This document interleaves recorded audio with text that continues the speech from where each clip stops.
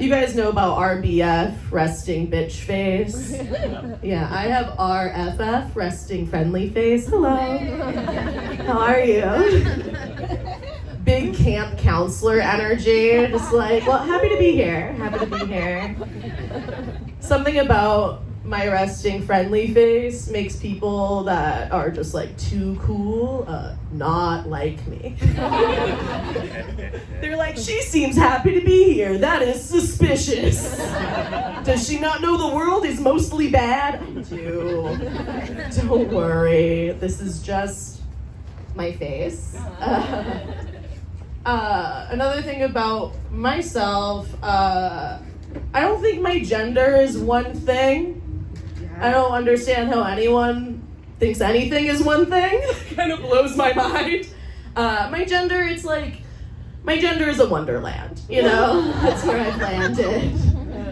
It's probably fluid. My gender is here's the thing. Rules for me, for gender, have always lived by whose line is it anyway rules. Just everything's made up and the points don't matter. Like, it doesn't. And the thing that really got me thinking about my gender identity was all of the anti-trans activists. They were all like, I'm a woman, I'll always be a woman, and I'll die a woman. I was like, whoa. So you never feel like a little guy?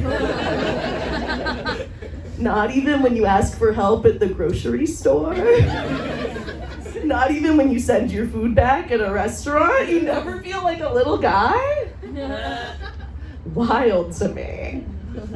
I should have known earlier on in life that my gender is what it is, because I've always been like medium thick. I've always been what the internet likes to call small fat. I've always had like a very good center of gravity.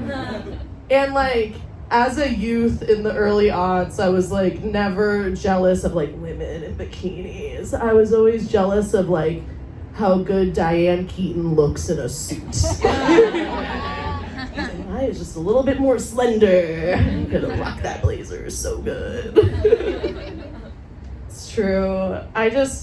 The fact of the matter is, I've tried to convince too many women to watch There Will Be Blood to be a woman. That's barely an ally, you know? And I'm so sincere, it's disgusting. I'm like, no, but these really slow shots. The sound editing is phenomenal. You don't understand.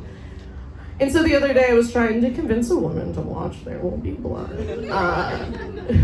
And I was like, you don't understand. What it's really about is toxic masculinity.